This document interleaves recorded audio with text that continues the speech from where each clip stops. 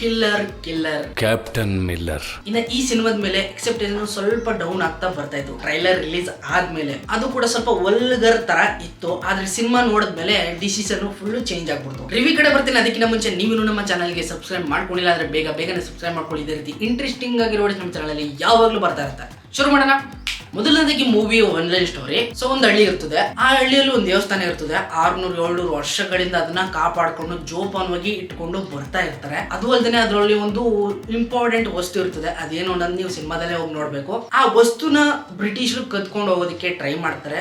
ಜೊತೆಗೆ ಆ ಊರಿನ ದೊಡ್ಡ ಮನುಷ್ಯ ಅಂತ ಏನಿರ್ತಾನೆ, ಅಂದ್ರೆ ದೊಡ್ಡ ಮನೆಯವರು ಅಂತ ಕರೀತಾರಲ್ಲ, ಊರಲ್ಲಿ ಒಬ್ಬ ದೊಡ್ಡ ಮನೆಯವನಿದ್ದಾನೆ ಅಂತ ಅಂತಾರಲ್ಲ, ಅವ್ರುಗಳು ಕೂಡ ಅದ್ರ ಮೇಲೆ ಹಕ್ಕಿರ್ತದೆ. ಅಂದ್ರೆ ಆ ಜಾಗ ನಮ್ದು, ಅಲ್ಲಿಗೆ ಯಾರು ಬರಬಾರ್ದು, ಊರಿನ ಜನಗಳನ್ನ ಒಳಗಡೆ ಬಿಡಬಾರ್ದು, ಅವರೆಲ್ಲ ಹೊರಗಡೆನೆ ಇಟ್ಕೊಂಡು ಎಲ್ಲಾನು ನೋಡ್ಕೊಬೇಕು, ನಾವುಗಳು ಮಾತ್ರ ಅಲ್ಲಿ ರಾಜ್ಯಾರೋಷವಾಗಿ ಮೆರೀಬೇಕು ಅನ್ನೋ ಒಬ್ಬ ರಾಜನು ಕೂಡ ಇರ್ತಾನೆ. ಈ ಕಡೆ ಬ್ರಿಟಿಷರು ಆ ಇಂಪಾರ್ಟೆಂಟ್ ವಸ್ತು ಅದು ಏನಿರ್ತದೋ, ತರ ಕೊಹಿನೂರ್ ಡೈಮಂಡ್ ಅನ್ಕೊಳ್ಳಿ, ಆ ರೀತಿ ಒಂದು ಏನೋ ಒಂದು ವಸ್ತು ಇರ್ತದೆ, ಅದನ್ನ ಕದಿಯೋದಕ್ಕೂ ಕೂಡ ಟ್ರೈ ಮಾಡ್ತಾ ಇರ್ತಾರೆ. ಇವುಗಳ ಮಧ್ಯೆ ಆ ಕ್ಯಾಪ್ಟನ್ ಮಿಲ್ಲರ್ ಯಾರು, ಅವ್ನು ಬಂದು ಇಲ್ಲಿ ಏನ್ ಮಾಡ್ತಾನೆ, ಅವ್ನ ಒರಿಜಿನಲ್ ಹೆಸರೇ ಬೇರೆ ಏನೋ ಇರ್ತದೆ, ಅವನು ಕ್ಯಾಪ್ಟನ್ ಮಿಲ್ಲರ್ ಹೆಂಗಾಗ್ತಾನೆ ಅನ್ನೋದೇ ಮೂವಿಯ ಒನ್ಲೈನ್ ಸ್ಟೋರಿ. ಅದ್ರಲ್ಲೂ ಕೂಡ ಶಿವಣ್ಣನ್ ಅವರ ಕ್ಯಾರೆಕ್ಟರ್ ತುಂಬಾನೇ, ಎಸ್ಪೆಷಲಿ ಈ ಸಿನಿಮಾದಲ್ಲಿ ತುಂಬಾ ಹಿಡನ್ ಡೀಟೇಲ್ಸ್ ಗಳನ್ನ ಇಟ್ಕೊಂಡಿರುವಂತ ಕ್ಯಾರೆಕ್ಟರ್ ಅದು.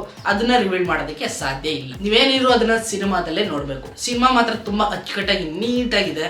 ಏನು ಕೂಡ ಬೇಜಾರಾಗುವಂತ ಸಂಗತಿಗಳು ಅದರಲ್ಲಿ ಕಂಡು ಬರೋದಿಲ್ಲ. ಇನ್ನು ಅವಾಗಿಂದ ಹೇಳ್ಕೊಂಡ್ ಬರ್ತಾರೋ ಹಾಗೇನೆ ಈಗಲೂ ಕೂಡ ಈ ಸಿನಿಮಾ ರಜನಿಕಾಂತ್ ಅವರ ಜೈಲರ್ ಜೊತೆ ಆಪೋಸಿಟ್ ಅಲ್ಲಿ ರಿಲೀಸ್ ಆಗ್ಬೇಕಾಗಿತ್ತು. ಕಾರಣಾಂತರಗಳಿಂದ ಈ ಸಿನಿಮಾನ ಮುಂದಕ್ಕೆ ಹಾಕೊಂಡು ಬಂದಿದ್ದಾರೆ. ಮೊದಲು ಆ ಸಿನಿಮಾನ ಅವತ್ತೇ ರಿಲೀಸ್ ಮಾಡಿದಿದ್ರೆ ರಜನಿಕಾಂತ್ ಎದುರುಗಡೆ ಫೈಟ್ ಮಾಡೋದು ಸ್ವಲ್ಪ ಏರುಪೇರು ಆಗ್ತಿತ್ತೇನೋ. ಅದಕ್ಕೋಸ್ಕರ ಈ ಸಿನಿಮಾ ಇವತ್ತು ರಿಲೀಸ್ ಮಾಡಿದ್ದಾರೆ. ಇನ್ನು ಓವರ್ ಆಗಿ ಸಿನಿಮಾದ ಸ್ಕ್ರೀನ್ ಪ್ಲೇ, ಡೈರೆಕ್ಷನ್ ಮಾತ್ರ ಎಕ್ಸಲೆಂಟ್ ಆಗಿದೆ. ಎಲ್ಲೂ ಕೂಡ ನಿಮ್ಮನ್ನ ಬೇಜಾರ್ ಮಾಡುವಂತ ಸಂಗತಿಗಳು ಒಂಚೂರು ಕೂಡ ಕಾಣೋದಿಲ್ಲ. ಇನ್ನು ಈ ಸಿನಿಮಾದಲ್ಲಿ ಸಾಂಗ್ಸ್ ಮಾತ್ರ ತುಂಬಾನೇ ಚೆನ್ನಾಗಿದೆ. ಅದು ಕೂಡ ಕನ್ನಡದಲ್ಲಿ ಎಕ್ಸಲೆಂಟ್ ಆಗಿದೆ. ಶಿವಣ್ಣ ಹಾಗೇನೆ ಧನುಷ್ ಇಬ್ರು ಒಟ್ಟಿಗೆ ಒಂದು ಸಾಂಗ್ ಬರುತ್ತೆ.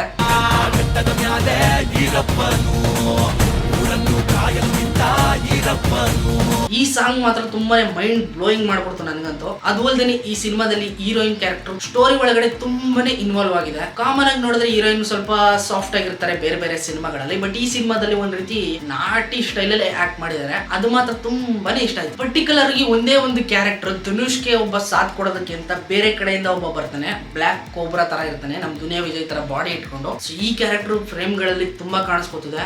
ಅಷ್ಟೇ ಎಕ್ಸಲೆಂಟ್ ಆಗಿ ಕೂಡ ಪರ್ಫಾರ್ಮೆನ್ಸ್ ನ ಕೊಟ್ಟಿದ್ದಾರೆ, ತುಂಬಾ ನೆಕ್ಸ್ಟ್ ಲೆವೆಲ್. ಇನ್ನು ನಾನು ಟ್ರೈಲರ್ ಬ್ರೇಕ್ ಡೌನ್ ಯಾವ ರೀತಿ ಮಾಡಿದ್ನೋ ಸೇಮ್ ಅದೇ ರೀತಿ ಅನ್ಕೊಂಡು ಸಿನಿಮಾನು ಕೂಡ ಅದೇ ರೀತಿ ಬಂದ್ಬಿಟ್ಟಿದೆ. ಎಲ್ಲೋ ಮಿರಾಕಲ್ ಆಗ್ಬಿಡ್ತೀನೋ ಅಂತ ಅನ್ಕೊಂಡ್ಬಿಟ್ಟಿದೆ. ಸೊ ಓವರ್ ಆಗಿ ಸಿನಿಮಾ ಮಾತ್ರ ಟೂ ಗುಡ್ ಆಗಿದೆ, ಫ್ಯಾಮಿಲಿ ಎಂಟರ್ಟೈನ್ಮೆಂಟ್. ಇನ್ನು ನಮ್ಮ ಮೈಸೂರಲ್ಲಿ ಕನ್ನಡ ವರ್ಷನ್ ಅಷ್ಟೊಂದು ಜಾಸ್ತಿ ಥಿಯೇಟರ್ಗೆ ಅವೈಲೇಬಲ್ ಇಲ್ಲ. ಸಂಗಮ್ ಥಿಯೇಟರ್ ಅಲ್ಲಿ 2 ಶೋ ಇದೆ, ಇನ್ನು 2 ಶೋ ತಮಿಳಲ್ಲಿ ಇದೆ. ಸೊ ಕನ್ನಡದಲ್ಲೇ ನೋಡ್ಬೇಕು ನೀವು ಅಂತಂದ್ರೆ ಬೆಳಗಿನ 2 ಶೋ ಕನ್ನಡದಲ್ಲಿ ಇರ್ತದೆ.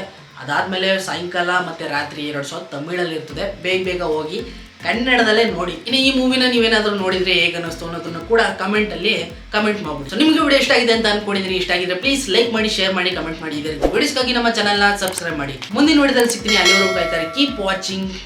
ಬಾಯ್.